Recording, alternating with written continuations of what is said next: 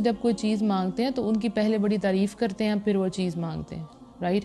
وہ تو آگے خوش آمد کے اندر آپ نے کسی کی خوش آمد کی تو اس بندے نے وہ کام کر دیا، لیکن اللہ سبحانہ تعالیٰ کو آپ سے اپنی تعریف نہیں چاہیے۔ اللہ تو بے نیاز ہے، اللہ تو غنی ہے، ٹھیک ہے، اللہ کو تو تعریف نہیں چاہیے، ٹھیک ہے، تو پھر ہم تعریف کیوں کرتے ہیں؟ کیونکہ جب ہم اللہ سبحانہ تعالیٰ کی تعریف بیان کرتے ہیں تو اس پہ اجر و ثواب بھی ہمیں ملتا ہے، اور سارا جو نفع ہے، پروفٹ ہے، وہ بھی ہمیں ملتا ہے۔ تو اللہ سبحانہ تعالیٰ چاہتے ہیں کہ بندے کے لیے بے پناہ اجر ہو جائے اور اس کی دعائیں قبول ہوں۔ اللہ کو آپ سے تعریف کروا کے نہ تو کوئی نفع ہوگا اور نہ ہی کوئی نقصان، کوئی پروفٹ کوئی لاس نہیں، یہ سب کچھ ہمارے اپنے لیے۔ اور اللہ سبحانہ تعالیٰ کو اپنی جو مدح ہے، حدیث کا مفہوم آتا ہے کہ اللہ سبحانہ تعالیٰ کو جو اپنی مدح سے زیادہ پسندیدہ کوئی چیز نہیں ہے، اس لیے اس نے اپنی مدح خود فرمائی ہے، یعنی خود اللہ سبحانہ تعالیٰ اپنی تعریف فرمائی ہے۔ جیسے قرآن میں آتا ہے الحمدللہ رب العالمین الرحمن الرحیم مالک یوم الدین، اس میں اللہ سبحانہ تعالیٰ کی تعریف ہے نا کہ سب تعریفیں اللہ ہی کے لیے ہیں جو تمام جہانوں کا پالنے والا ہے، رحمان ہے، رحیم ہے اور جزا کے دن کا مالک ہے۔ تو یہ بات تو آج ہمیں کلیئر ہوگی کہ ہم جب اللہ سبحانہ تعالیٰ کی تعریف کریں گے تو فائدہ اس میں ہمارا اپنا ہے، ٹھیک ہے۔ اب ہم جو ہے حدیث کا مفہوم دیکھتے ہیں۔ ایک دفعہ کا ذکر ہے کہ رسول اللہ صلی اللہ علیہ وآلہ وسلم بیٹھے ہوئے تھے کہ ایک آدمی داخل ہوا، اس نے نماز پڑھی، پھر اس نے کہا اے اللہ مجھے معاف کر دے اور مجھ پہ رحم فرما۔ تو نبی صلی اللہ علیہ وآلہ وسلم نے فرمایا اے نماز پڑھنے والے، تو نے جلدی کی، جب تو نماز پڑھے اور تشہد کی حالت میں بیٹھ جائے تو اللہ کی شان کے لائق اس کی حمد و ثنا کیا کر، پھر مجھ پر درود بھیجا کر، پھر اس کے بعد اللہ سے دعا کیا کر۔ راوی کہتے ہیں، یعنی روایت کرنے والے جنہوں نے یہ حدیث روایت کی ہے، پھر اس کے بعد ایک دوسرے آدمی نے نماز پڑھی، اس نے اللہ کی حمد و ثنا کی اور نبی صلی اللہ علیہ وآلہ وسلم پر درود بھیجا، تو نبی صلی اللہ علیہ وآلہ وسلم نے اس سے کہا اے نماز پڑھنے والے دعا مانگ، تیری دعا سنی جائے گی۔ الحمدللہ۔ تو ہم نے کیا کرنا ہے؟ اللہ سبحانہ تعالیٰ کی تعریف بیان کرنی ہے۔ لیکن جس کو اللہ کی قدر ہی نہ ہو، یعنی وما قدر اللہ حق قدری ہی، اور انہوں نے اللہ کی قدر نہ کی جیسے کرنی چاہیے تھی، جن کو اللہ کی قدر ہی نہ ہو وہ اللہ کی تعریف کیا کریں گے؟ تو اللہ کو پہچانیں تاکہ آپ کے دل میں اللہ کی قدر آئے۔ جب اللہ کی قدر آئے گی تو تعریف خود بخود زبان سے نکلے گی، ٹھیک ہے۔ تو نبی صلی اللہ علیہ وسلم نے ایک آدمی کو یہ کہتے ہوئے سنا، وہ کہہ رہا تھا یا ذی الجلال والاکرام، تو آپ نے فرمایا تیری دعا قبول کی جائے گی تو اللہ سے مانگ، یعنی اس نے اللہ سبحانہ تعالیٰ کی تعریف بیان کی، اس کی دعا قبول ہوگی۔ تو تعریف آپ کو ضرور کرنی ہے، ہر دعا سے پہلے اللہ سبحانہ تعالیٰ کی حمد و ثنا بیان کرنی ہے، ٹھیک ہے، پورے دل کے ساتھ، پوری قدر کے ساتھ کہ واقعی اللہ اس تعریف کے قابل ہے کہ اللہ کی تعریف کی جائے، وہ رب العالمین ہے۔ دوسرا ادب کیا ہے؟ دوسرا ادب ہے اللہ تعالیٰ سے اسم اعظم کے ذریعے دعا کریں۔ اسم کیا ہے؟ ناؤن، یعنی کوئی بھی نام، رائٹ؟ اور اعظم کسے کہتے ہیں؟ عظمت والا، عظیم، بہت بڑا۔ تو کچھ دعائیں ایسی ہیں، کچھ کلمات ایسے ہیں جن کے اندر اسم اعظم ہے اور ان کے ساتھ جب دعا کی جائے تو وہ قبول ہوتی ہے۔ یہاں میں آپ کو اپنی فیوریٹ دعا بتاتی ہوں۔ نبی صلی اللہ علیہ وسلم نے ایک آدمی کو یہ کہتے ہوئے سنا اللہم انی اسألک بانی اشہد انک انت اللہ لا الہ الا انت الاحد الصمد الذی لم یلد ولم یولد ولم یکن لہ کفوا احد۔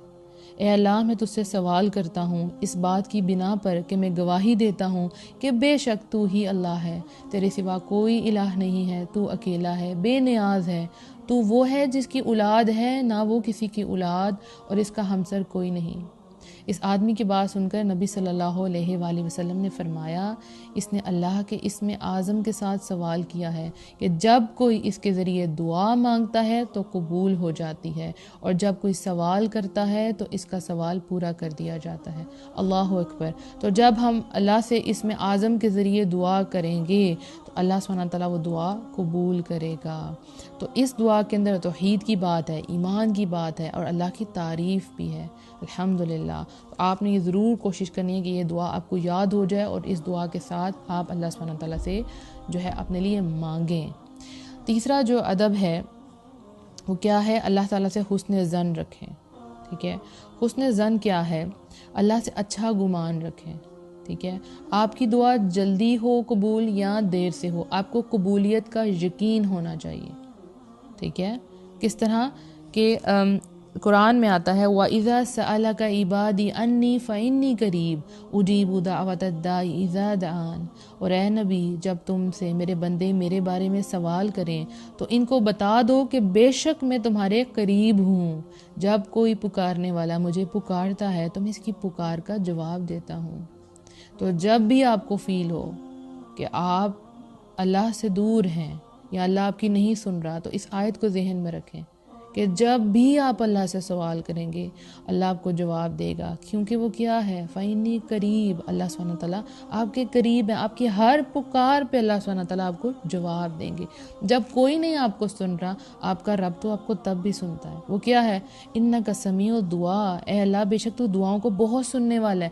اس میں سمیع جو اللہ کا نام استعمال ہوا ہے وہ بہت بڑا ہے۔ سمیع عام سننے والے کو نہیں کہتے، یہ اللہ کی صفت ہے، اس میں بہت زیادہ مبالغے کا صیغہ ہے، یعنی اس میں کیا ہے، بہت سننے والا، بہت سننے والا۔ تو اللہ سبحانہ تعالیٰ انشاءاللہ آپ کی دعاؤں کو سنے گا، لیکن گمان اچھا رکھنا ہے، قبولیت کا یقین رکھنا ہے۔ تو جب آپ دعا مانگیں تو پھر آپ کو کیسے یقین آئے گا کہ اللہ سبحانہ تعالیٰ نے آپ کی دعا قبول کر لی ہے؟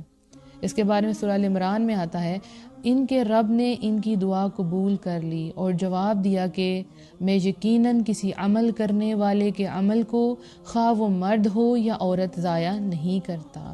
تو جب آپ یہ آیات کو ان کا ترجمے کو ذہن میں رکھتے ہیں تو پھر آپ کو دعا کی قبولیت پہ بھی یقین آ جاتا ہے کہ آپ جو بھی عمل کرتے ہیں اللہ اس کو ضائع نہیں کرتا، آپ جو بھی دعا کرتے ہیں اللہ سبحانہ تعالیٰ اس کو قبول کرتا ہے۔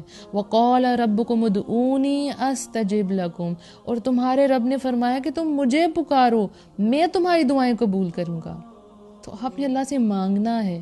شرط کیا ہے، قبولیت دعا کے لیے بندے کو پکا یقین ہو کہ جو اس نے مانگا ہے انشاءاللہ اسے اللہ سبحانہ تعالیٰ عطا فرمائیں گے، انشاءاللہ۔ تو ہمیشہ ذہن میں رکھنا ہے کہ اللہ سبحانہ تعالیٰ آپ کے قریب ہے، کس طرح، اپنے علم، احاطے اور اپنی نگہداشت کی بنیاد پر، ٹھیک ہے۔ تو نبی صلی اللہ علیہ وسلم نے ہمیں حکم دیا ہے کہ ہم قبولیت دعا کا جو معاملہ ہے وہ اللہ کے سپورٹ کر دیں، یعنی اللہ کو سونپ دیں، ٹھیک ہے، اور اپنی امیدوں کے بر آنے کا یقین رکھیں کہ جو آپ نے امید رکھی ہے انشاءاللہ وہ پوری ہوگی، ٹھیک ہے۔ رسول اللہ صلی اللہ علیہ وسلم نے فرمایا اللہ تعالیٰ سے اس حال میں دعا کرو کہ تمہیں قبولیت کا یقین ہو۔ آپ نے جب دعا مانگنی ہے تو آپ یقین کے ساتھ دعا مانگیں، اور جب یقین کے ساتھ دعا مانگیں تو اپنا معاملہ پھر اللہ کے سپورٹ کر دیں، اللہ کو سونپ دیں۔ ہمیں اللہ کی رحمت کہ اللہ کی رحمت بہت وسیع ہے، اس پہ یقین ہونا چاہیے۔ ہمیں اللہ کے فضل پہ یقین ہونا چاہیے کہ اللہ کا فضل بہت ہے۔ تو جب آپ دعا مانگیں تو سچی امید اور خلوص کے ساتھ دعا مانگیں، تو دعا کے قبول ہونے کی سچی امید ہونی چاہیے، ٹھیک ہے۔ اگر آپ کو امید ہی نہیں ہے تو اس دعا میں خلوص نہیں ہو سکتا، اس میں پیورٹی کبھی بھی نہیں آئے گی۔ آپ جب دعا مانگ رہے ہوں گے آپ کو یقین نہیں ہے تو آپ بالکل دل سے وہ دعا نہیں مانگ رہے ہوں گے۔ تو اللہ سبحانہ تعالیٰ تو آپ کو تب بھی عطا کرتا ہے جب آپ اللہ سے نہیں مانگ رہے ہوتے، یعنی کہ آپ بہت سی چیزیں اللہ سبحانہ تعالیٰ نے آپ کو بغیر مانگے دی ہیں، تو جب آپ مانگیں گے تو پھر اللہ سبحانہ تعالیٰ آپ کو ضرور عطا کرے گا، ٹھیک ہے۔ رسول اللہ صلی اللہ علیہ وسلم نے فرمایا بے شک تمہارا رب شرم و حیا کا مالک ہے، وہ بڑا کریم ہے، وہ اپنے حضور میں اپنے بندے کے اٹھے ہوئے ہاتھوں کو خالی ہاتھ لوٹانے سے شرماتا ہے، یعنی آپ کے ہاتھوں کو خالی لوٹانے سے اللہ سبحانہ تعالیٰ شرماتا ہے۔ وہ کبھی بھی آپ کچھ مانگ رہے ہیں، ہو نہیں سکتا کہ اللہ سبحانہ تعالیٰ آپ کو عطا نہ کریں، سخاوت کی انتہا ہے نا، تو پھر اللہ سے مانگیں، ضرور مانگیں۔ تو جیسا آپ معاملہ کریں گے، یعنی دعا کے بارے میں جیسا آپ کا معاملہ ہوگا ویسے ہی آپ کو رسپانس کیا جائے گا، ٹھیک ہے۔ اللہ عز و جل فرماتے ہیں میں اپنے بندے کے ساتھ اسی طرح کا معاملہ کرتا ہوں جیسا وہ مجھ سے گمان کر رکھتا ہے، اور میں اس کے ساتھ ہوتا ہوں جب وہ مجھے یاد کرتا ہے۔ یعنی حسن ظن رکھنا کتنا ضروری ہے کہ جس طرح سے آپ اللہ سے دعا کریں گے ویسا ہی آپ کے ساتھ معاملہ کیا جائے گا۔ تو بندے کو مایوس ہو کے، نا امید ہو کے دعا نہیں مانگنی، بہت یقین کے ساتھ دعا مانگنی ہے کہ اللہ ضرور میری دعا قبول کرے گا، مجھ پہ رحم کرے گا، ٹھیک ہے۔ اور جب ہمارا گمان اچھا ہوتا ہے نا تو ہم نیکی کی طرف بھی جاتے ہیں، ہم سے اچھے اعمال ہوتے ہیں۔ کیوں کہ دیکھیں جب کوئی بندہ عمل کرتا ہے تو اس کے ذہن میں ہوتا ہے کہ اللہ سبحانہ تعالیٰ قبول کرے گا اور مجھے اس پہ اجر دے گا، تو پھر وہ اور زیادہ نیکیوں کی طرف جاتا ہے۔ اب کچھ لوگ کیا کرتے ہیں کہ نیک کام کرتے ہیں اور پھر سوچتے ہیں پتہ نہیں قبول ہوا کہ نہیں ہوا، ان کو قبولیت پہ جب یقین نہیں ہوتا تو پھر وہ آگے نیکی کی طرف موو بھی نہیں کرتے۔ تو اچھا گمان ہونا آپ کو نیکیوں کی طرف لے کے جاتا ہے، الحمدللہ نیک اعمال کی طرف لے کے جاتا ہے۔ تو اچھا گمان رکھنا ہمیشہ، اور آپ کے ساتھ ویسا ہی معاملہ کیا جائے گا جیسے آپ اللہ کے بارے میں گمان کریں گے۔ اس کے بعد نیکسٹ ادب میں کیا آتا ہے؟ اعتراف گناہ، کہ آپ جب دعا مانگیں تو اللہ سبحانہ تعالیٰ کے سامنے اپنے گناہوں کا اعتراف کریں۔ یعنی آپ مانگیں اللہ تعالیٰ سے، جب دعا مانگنی ہے تو پہلے اپنے گناہوں کا اعتراف کریں کہ اللہ سبحانہ تعالیٰ ہم سے یہ غلطی ہو گئی ہے۔ جیسے قرآن میں آتا ہے فَاسْتَغْفِرُوهُ ثُمَّ تُوبُوا إِلَيْهِ إِنَّ رَبِّي قَرِيبٌ مُجِیب، پس تم اس سے بخشش مانگو اور اس کی طرف پلٹ آؤ، بے شک میرا رب قریب بھی ہے اور دعا کا قبول کرنے والا بھی ہے۔ تو استغفار، یعنی اللہ سے اپنے گناہوں کی معافی ضرور مانگنی چاہیے۔ اس کے بعد اگلا ادب کیا ہے کہ جب آپ دعا مانگے نا تو آپ کا جو ارادہ ہے نا وہ بڑا پکا ہو، ٹھیک ہے؟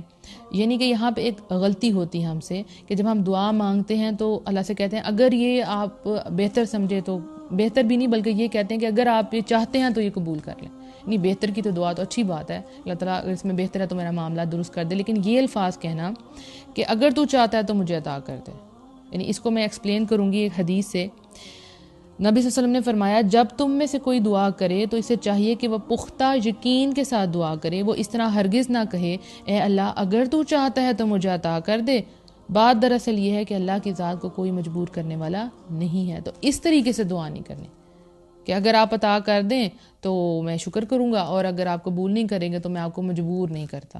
تو اللہ کو تو کوئی چیز مجبور نہیں کر سکتی، تو اس طرح سے دعا نہیں کرنی بلکہ پورے یقین کے ساتھ اللہ سبحانہ تعالیٰ سے دعا مانگنی ہے انشاءاللہ۔